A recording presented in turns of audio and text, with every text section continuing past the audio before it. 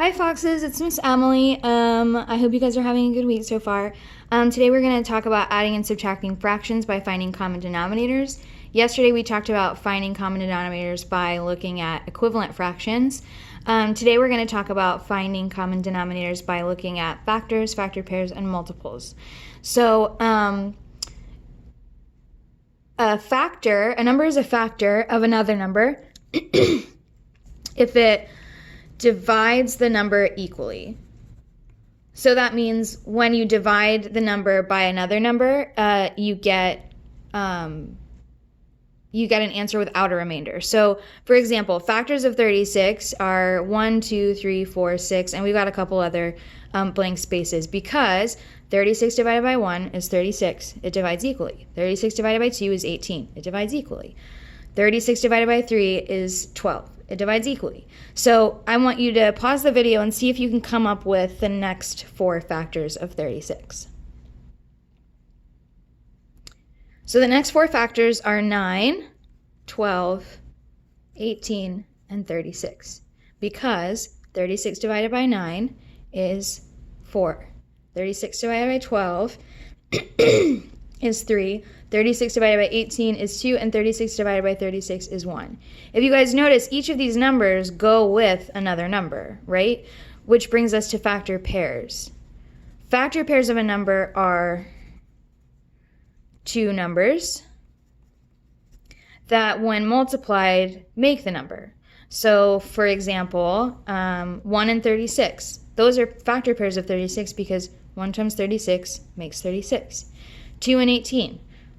2 and 18 are factor pairs because 2 times 18 equals 36, and 18 times 2 equals 36, right? So come up with the two other factor pairs for 36 by pausing the video. Okay, so what you should have gotten is, we did 2 and 18, so we'll do 9 and 4 and 12 and 3. So 9 times 4 equals 36, and 12 times 3 equals 36. And we've got all of those in our list of factors. So each one of these numbers has a little buddy, and these are their little buddies. So a multiple is a little different. A multiple of a number is the product of the number multiplied by a counting number or another number. So if we're looking at the number 8, the first 6 multiples would be 8, 16, 24, blank, blank, blank. 8 is a multiple of 8 because 8 times 1 equals 8. 16 is a multiple of 8 because 8 times 2 equals 16. 24 is a multiple of 8 because 8 times 3 is 24. So a multiple is literally just 8 times something. Whatever the answer to that is a multiple of 8. So pause the video and come up with the next 3 multiples of 8. So you should have come up with 32, 40, and 48. These are the first 6 because I'm multiplying 8 by the first 6 numbers, 1, 2, 3, 4, 5, 6, right?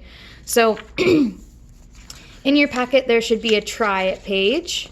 So on this page, I want you to pause the video, and I want you guys to try and come up with the factors and the multiples for 12, 20, and 29. Once you're done, come back.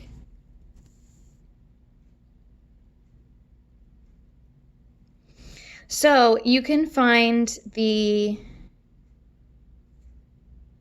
common denominator by thinking of multiples the two numbers have in common. So if my problem was 2/3 plus 5/9, I can't just add them together because they don't have the same denominator. I've got to come up with a different denominator. So I'm going to come up with that by looking at the next equivalent fractions. So 2/3, the next equivalent fraction would be 4/6, the next one would be 6/9. What's the one after that? Same over here, 5/9, 10/18, 15/27. What would be the next one after that? So pause the video and see if you can come up with those equivalent fractions by thinking about the multiples. So for what I mean by that is 6 is a multiple of 3, right? Because 3 times 2 is 6. 9 is a multiple of 3 because 3 times 3 is 9. 18 is a multiple of 9 because 9 times 2 is 18. 27 is a multiple of 9 because 9 times 3 equals 27. So it stands that in the pattern you would just go to the next equivalent fraction by thinking about the next multiple. So we've got 3 times 2, 3 times 3. Let's do 3 times 4, 12. And then if I multiply the bottom by 4, I have to multiply the top by 4. So 2 times 4 is 8. Same over here. 9 times 4 is 36, which means I have to multiply the top by the same number. So 5 times 4 is 20. So these are some equivalent fractions that we found by thinking about the multiples of these numbers. So the fractions that have the same denominator now that we've renamed them into these fractions, right, are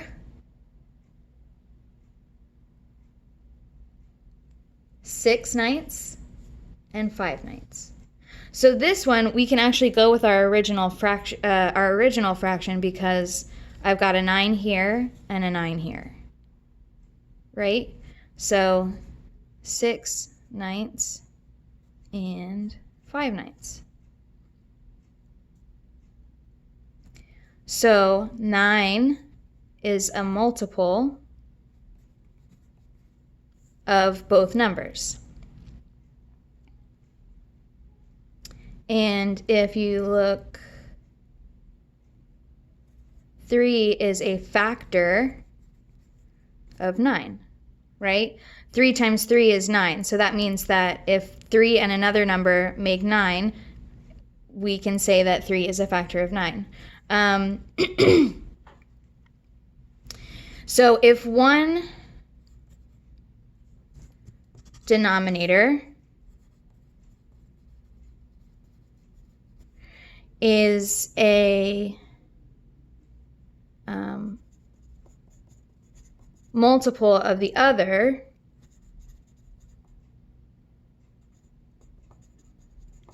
denominator, then you can use that as your denominator. So like I said, this fraction we didn't have to rename, right? Because it's got that 9 and I see the 9 over here. So I can keep 5/9 and I can add it to 6/9.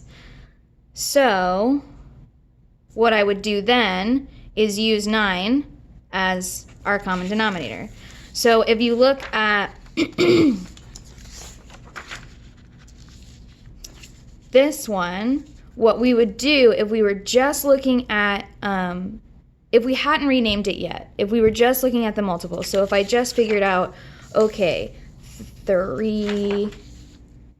9 is a multiple of 3, and I don't know the 6 yet, if that was my case. Let's just look at that. So we would use the multiplication rule, which we did yesterday, to find an equivalent fraction to 2/3 with a denominator of 9. So how can we get from 3, which is the denominator in 2/3, to 9, which is the common denominator that we found, right? So 3 times what equals 9? 3 times 3 equals 9. So if I have to do 3 times 3 to get 9, I also have to do 2 times 3 to get 6. So if I didn't find the equivalent fraction like we just had, all I would have to do is think about multiples that they share and figure out if I get that denominator by multiplying these two things together. I have to multiply the top by the same things to get 6. Okay? So that's what we did on the other side, but this way I just wanted to show you that that's kind of how you break it down. If you weren't going to just find the equivalent fraction, you just wanted to think about the multiple. So when you find a common denominator to 2/3 with the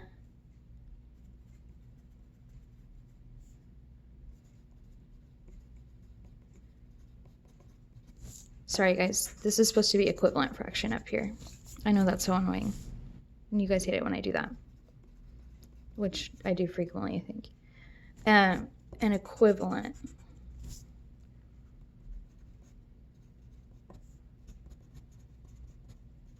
So when you find an equivalent fraction to 2/3 with the common denominator 9, which is the one that we decided on, then you can finally add them up. So my new fractions were 6/9, and we were going to keep the original 5/9. So what would that equal?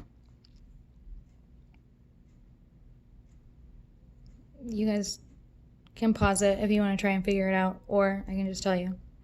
That would be 11/9, which you guys know is an improper fraction, so you guys can pause the video and see how to rename that as a proper fraction or a mixed number. Now I want to talk about the quick common denominator, which is another way to find a common denominator by doing something way quicker. Sometimes if you can find a multiple, it's easier to do it that way. But if you can't find a multiple, what you could do is use the quick common denominator, which is use